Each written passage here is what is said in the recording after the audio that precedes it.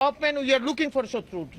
কে এই আলোচিত লুৎফরজামান বাবর? 2001 থেকে 2005 সাল পর্যন্ত ভারত বাংলাদেশ বর্ডার এতই কড়া ছিল যে বেগম খালেদা জিয়াকে বলা হয় ইন্ডিয়ার সাথে নেগোশিয়েট করতে। ওনার রিপ্লাই, কিন্তু আমার বাবর পাগলাকে বুঝাবে কে? তারেক রহমান 2003-এর একটা ইন্টারভিউতে বলেছিল বাংলাদেশের আয়তন আরও বাড়বে। মৌলানা ভাসানী বলেছিলেন আসাম আমার, পশ্চিমবঙ্গ আমার, ত্রিপুরাও আমার।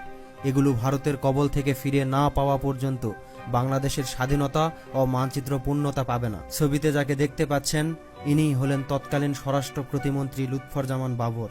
তিনি 10 ট্রাক ভর্তি অস্ত্র, গোলাবারুদ, রকেট লঞ্চার নিয়ে ভারতে পাঠাচ্ছিলেন 2004 সালে। তখন তারা নিজেদের দেশে গৃহযুদ্ধ শুরু করে। মূল ভারত থেকে আলাদা হতে চাচ্ছিল এই 7 অঙ্গরাজ্য, যেমন মিজোরাম, আসাম, মেঘালয়, সিকিম, ত্রিপুরা ও বিহার ও উড়িষ্যা।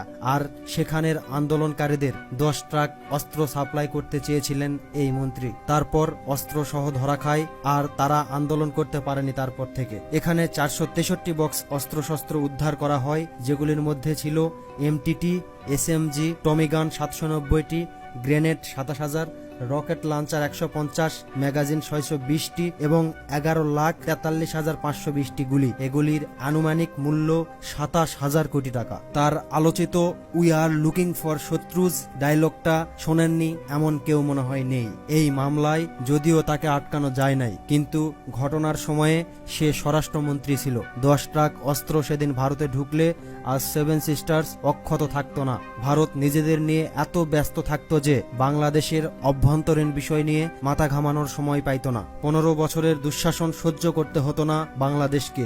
এই কারণে ভারত সবসময় চাইতো বাংলাদেশের ভিতর দিয়ে করিডোর করে যেন সরাসরি এই 7 অঙ্গরাজ্য নিয়ন্ত্রণ করতে পারে। তার জন্যই এজ রেলপথ তৈরি করেছে।